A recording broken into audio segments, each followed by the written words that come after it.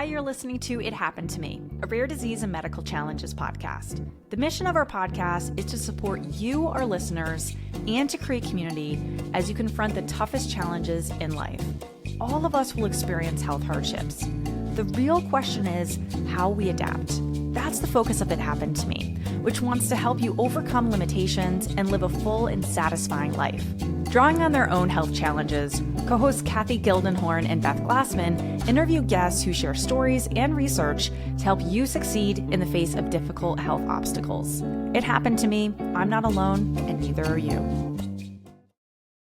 What kinds of support does E.WE provide to families affected by trisomy 18? Yeah, so E.WE Foundation, we really started the organization because of our own experience. And the services that we currently have, we have 3 core programs: LEAP, Zebra, and Stripe. And so our LEAP program is education, awareness. We want families to feel informed in their decision-making process. We also are a continuing education provider. We wanted to incentivize healthcare professionals, social workers, nurses, counselors. We wanted to incentivize them for coming to our workshops and our trainings, different things as how do you navigate conversations with families? How do you, what does that bedside manner look like? And so LEAP is really about education and awareness. Zebra is really about mental health, support, comfort care. We know that not all babies with trisomy 18 will survive. And so we wanted to also have programs to support that grief process and loss. And then our Stripe program is our economic assistance program, because we know that the financial challenges that come with navigating a condition like this. A lot of, myself, I left a professional career to be a full-time caregiver. Right. And so we wanted to help families just kind of offset the cost of losing an income, making sure your utilities can still stay paid, but then also helping families cover the cost of durable medical equipment and different things that insurances won't cover. Even though we feel like it's a medical necessity, sometimes insurance companies says that it's not. And so they're not always covering, medical things and food and G-tube stuff that we need. And so our Stripe is really economic assistance. And then we have a few different initiatives under those programs where we raise awareness about, newborn screening and the importance of having rare conditions listed on to be included in those tests. And we talk about the importance of knowing your family history, because, that's something that we found ourselves questioning, realizing that our family history didn't have anything to do with Elijah's diagnosis, but for some families, family history is a critical piece of what they're finding out about their conditions. And so we really, Elijah's, he started out kind of like he still is our blueprint. And we talk about navigating the school systems and understanding your IEP, understanding what special education services you have a right to, understanding what it means to be an advocate. Don't waste time complaining about things. Learn to be an advocate and the difference between complaining and advocacy.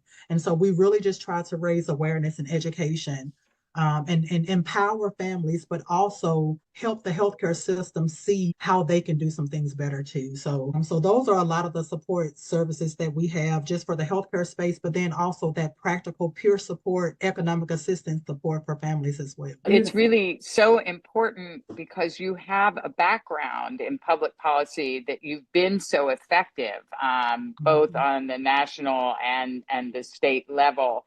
So we were talking about what would you like to see changed in the healthcare system and its approach to diagnosis of rare conditions such as trisomy 18? I think some of the legislation that we've worked on has really centered around newborn screening. I think that there's a lot of opportunity when it comes to what states do with newborn screening. Trisomy 18 is not a condition that's listed on.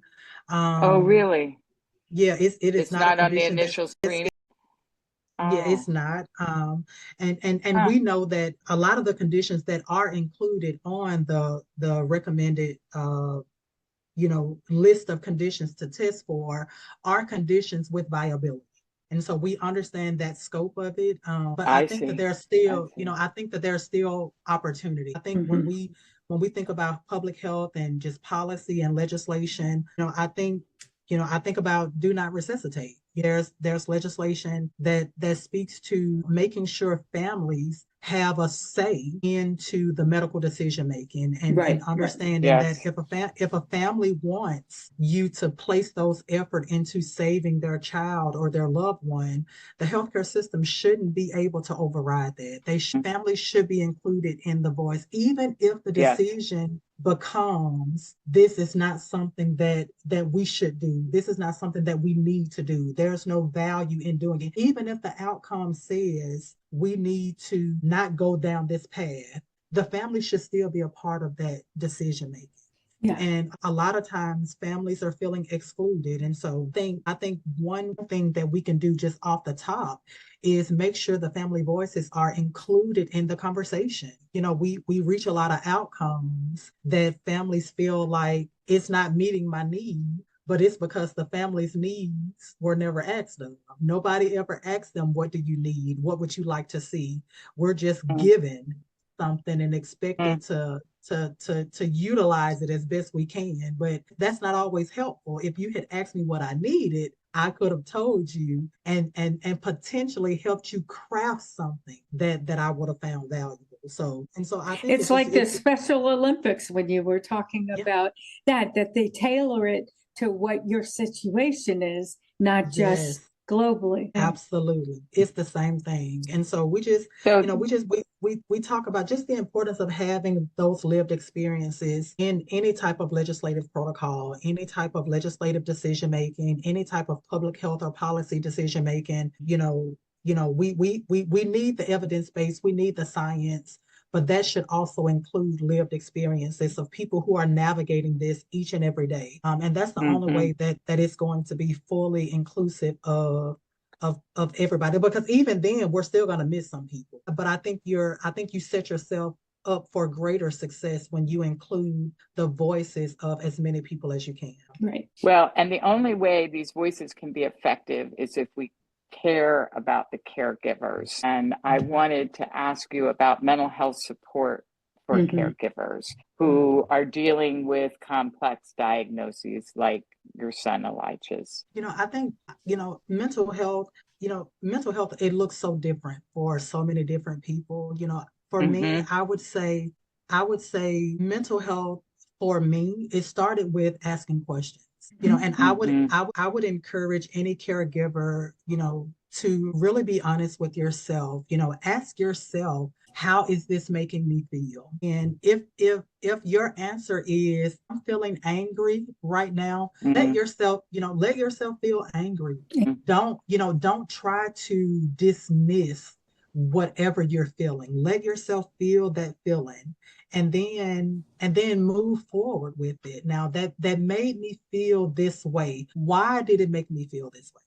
Now, how do I change how it made me feel if I did not like that feeling? And so I think mental health for me really starts with being honest with ourselves about how we feel and not trying to brush off those feelings when it doesn't look like what we traditionally are told is supposed to feel like. I had to let myself feel angry.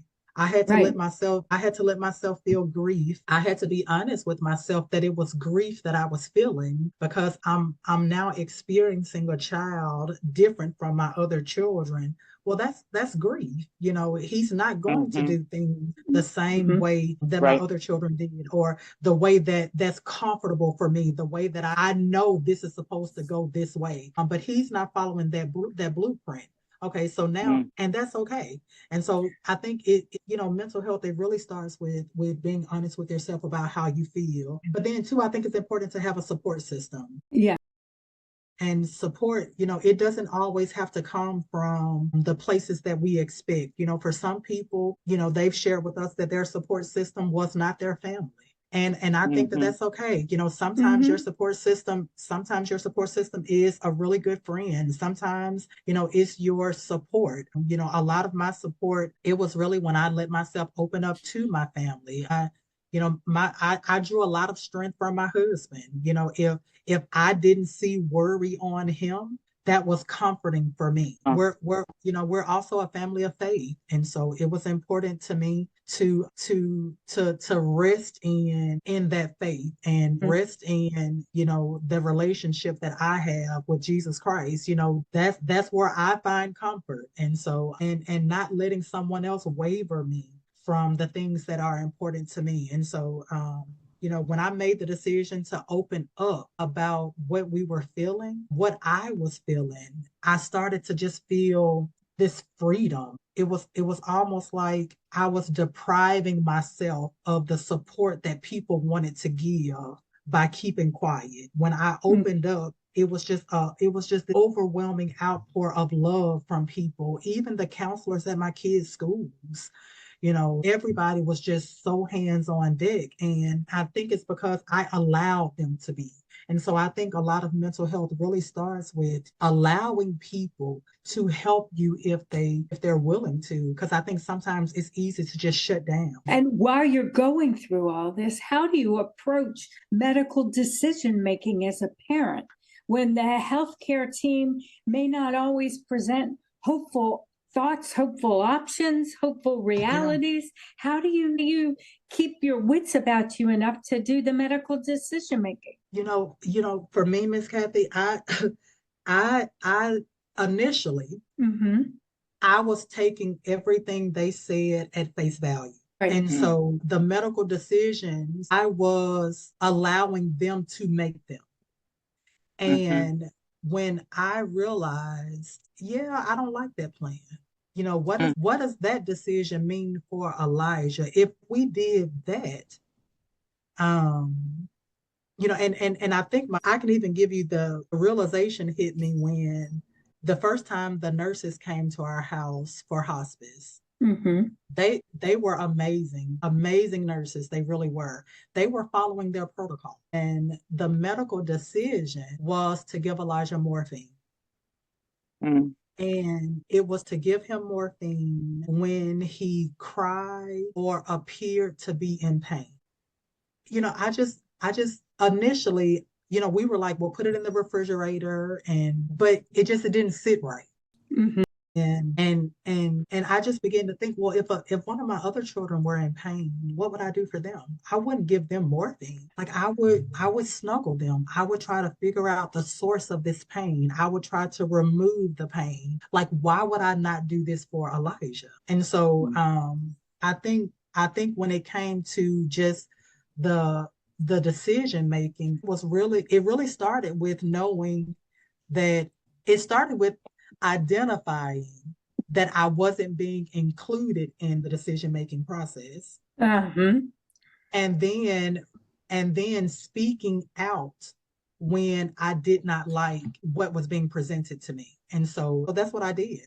That's what you did. So what do you wish, now that you're looking back, what do you wish more medical professionals understood about trisomy 18? The range of possibilities within how they understand it. Yeah, I wish that they would know that children with trisomy 18 are living past the expectancy. I wish that they would know that even though life is difficult and sometimes we are engulfed with challenges and doctor's appointments and all the stuff that, for some of us, I'm one of those families, I'm one of those moms, I'm okay with that because that means my son is still here. And so I think, I wish that they would know that even though the term is incompatible with life or whatever language that they choose to use for trisomy 18, I wish that they would know that doesn't mean a family doesn't want to navigate it, really just acts. Because for me, quality of life is quality of life, regardless of the length of time of that life. None of us know when our last day is going to be. And so I don't want to think about Elijah's last day because of a diagnosis. Right. Let's just enjoy the life that we have. And I wish that they would take that perspective. Don't withhold information, still share. This is what we know. This is what the science says. but don't strip away a person's or a family's hope about what that can Mm. look like for them. That's what I would hope they would know. Yeah. That's wonderful. Boy, Sarita, you've really expressed something that, as a mom, that the idea of just holding and loving your child, that's really so beautiful, and how powerful that is, and not over medicating, that this is Yeah. still a living, breathing child that needs to be loved and held. Can you tell me how your other children have adapted to Elijah, and what impact Elijah's help has had on the family? I think it's brought us closer together. It's beautiful. I think we truly we live for every single moment. I think the other kids Oh, initially they were a little fearful, just not yeah. knowing Right. what it all meant and all the stuff. But I think, looking back, I think their fear was, it was parallel to my own. And Mm-hmm.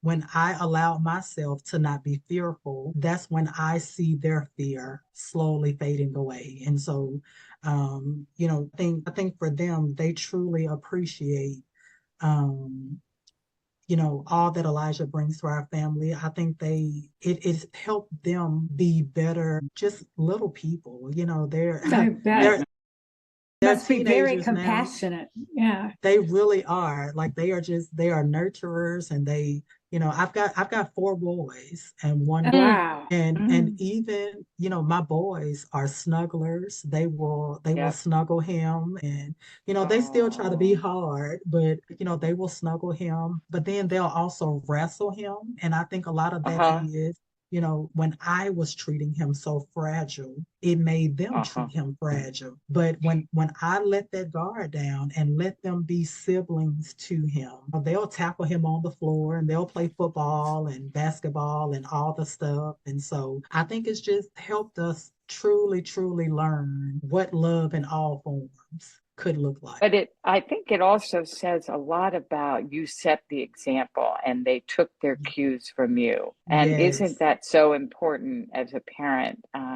Because all of our children, there'll be something. There will Hmm. be something. And if Hmm. we are hysterical about that something, it's not good for the child or for the other children in the family. Yes. So somehow whatever we're feeling, I guess we need to tuck it deep inside or compartmentalize it and not telegraph it, so that it sounds like you are good at that sort of thing, and that the kids picked up on your strength and courage and enabled them to be good siblings. That's Yeah. really quite Yeah. amazing. That it says a Hmm. lot. I'm wondering, families, I wish that all families with Trisomy 18 could hear you right now. And my hope is that we're going to reach a lot of families that can listen to you and your words of just absolute positivity, which are so very important. But I wondered, you are in a position to know particularly what gaps there are in education and resources for these families. I think when we think about like gaps in care and just resources, I think it really starts with helping families understand what trisomy 18 means for them. And I think that starts with telling families what it is, and again, what the science says, but also asking them, what would a diagnosis like this mean for your family? What are your thoughts about the diagnosis? And I don't think that happens enough. I think when it comes to resources, I think it really starts with helping families understand what resources are out there. A lot of times, families are discharged home with hospice or palliative care, and they may know a little bit about a couple of resources. But I think, as I know from my experience, as Elijah continued to live, um we didn't know about a lot of the different resources that were out there. We didn't Mm-hmm. know that we could have Medicaid as a secondary insurance to help cover cost of medical bills. We didn't know that because he's 8 years old and still in diapers, that there are programs that will help you cover the cost of diapers. Like it's really practical things that, I think a conversation with a social worker or a case manager or someone can help you Mm-hmm. navigate. So it's just really Sounds just like conversation. are not just with the parents, they're with the healthcare providers and the doctors generally, that they know to direct you and suggest you might want to talk to someone, that can Agree. provide resource information. Yes, I completely agree. I mean, I think even, helping families know that genetic counselors are available. That was not something that was afforded to me. Even I had worked in healthcare 20 years and I did not know the value of a conversation with a genetic counselor, and no one in the healthcare system offered that to us. And I have a son with a genetic condition, and he was 10 months, 11 months old before we ever had a conversation with a genetic doctor or counselor. And so I think I think it really just starts with making sure families know what resources are out there. These are resources that you may need. These are people who could probably give you more information about what this condition is, and not just keep it at this is what it is, this is what we know, and then that's it. It has to be an ever evolving conversation. We have a nurse practitioner on our medical team who is amazing. She makes sure that we are aware of different things. Our pediatrician is amazing when it comes to diaper support, nutrition support, but it's stuff that just a mom wouldn't know. You don't know what you don't know. And so, and a lot of those conversations have to be led by our healthcare space. And so, I think the gaps in care and the resources, I think those lists continue to grow as our children continue to live. All I could say is any resources or education opportunities or things, suggestions of any websites, links, or anything that are good, please put for our audience in the show notes, because I think it's so important that this be a launching pad for some in need of those types of resources for being able to look into it. Absolutely. That would be wonderful. And I've got to talk to you. We've got to change a little course here, because your podcast, Being Rare, needs to be talked about. And Being Rare helps amplify voices in the rare disease world. What stories or themes have stood out the most to you so far on Being Rare? So far, I would say the disparities in care. A lot of our conversations have really centered around, families or patients who feel like their voices aren't being heard in the healthcare space.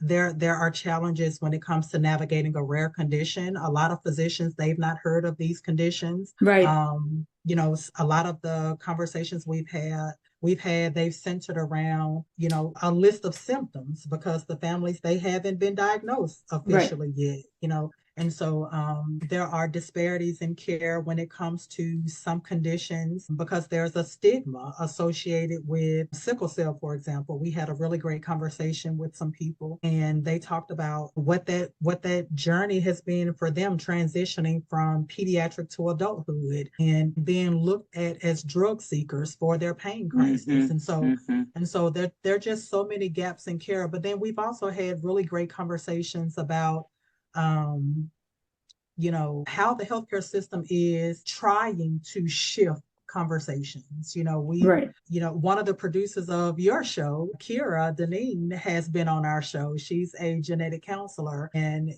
I think a lot of the feedback that we got from the episode that she joined us in was her passion for making sure her language aligned with the parent goals. And I think it started with asking them questions about what the diagnosis meant for them. And so we've had a lot of different themes that, got a lot of feedback and traction, or people reached out to me and said, that was a really great episode. Can I share this with my network? Can I share this with my team? Because I think it shows that people care. And then I think, when we have people from the healthcare space, it shows that not everyone in the healthcare space, not everyone is against rare conditions, and not everyone is against not wanting to move the needle forward. There are some great people advocating for the rare community in the healthcare space. And so we hope that a lot of our conversations are highlighting that, but then we also want to not discount the reality that a lot of families still feel that their voices aren't included.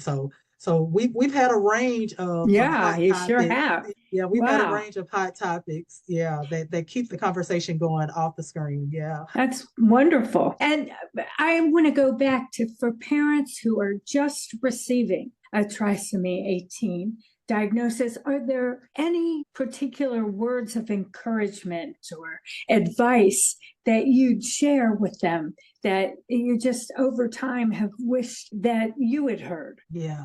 I would say one piece of advice is, don't be afraid to ask for an alternative outcome. If you're presented with something that, it doesn't feel right, or, you just don't like it. It's okay to say, okay, I hear that, but can we talk about another possibility? Is there something else we can do? What other options do we have? A lot of times we get aggravated because of the solution that we were given, when a lot of those times we didn't ask for something different. And so I would empower a patient or a family to not be afraid to push back, to give a little nudge and say, I want us to consider something else.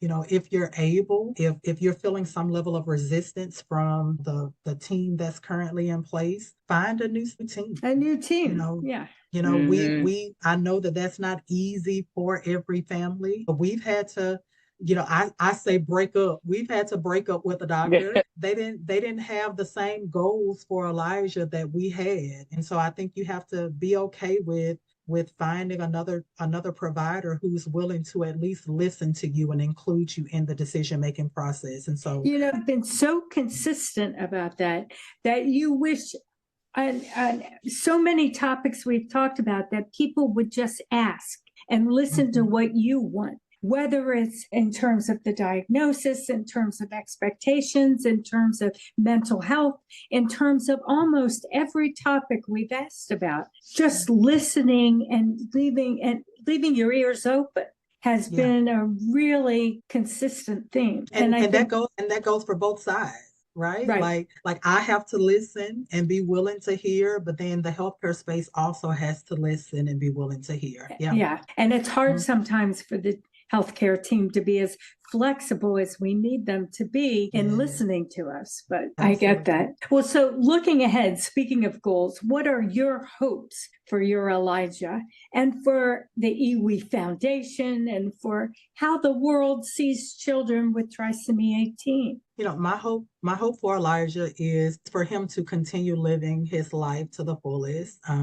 He brings us so much joy. And so my hope is that, he just keeps being the light that he is for however long that is. My hope for the E.WE Foundation is to continue to expand and provide resources for families, to be able to reach more families. We have helped families all over the world, and we want to continue to do that. We want to continue to be a resource and, support. We want to continue to, have an impact in legislation and all the stuff. And so just to continue to be a voice in the rare disease community. And then I think just for the trisomy 18 community, I hope that the work that we're doing and the life that we're living and showcasing with Elijah is helping families navigate their own journeys. And I hope it's, giving them a little hope, even though, our journeys may be completely different from one another.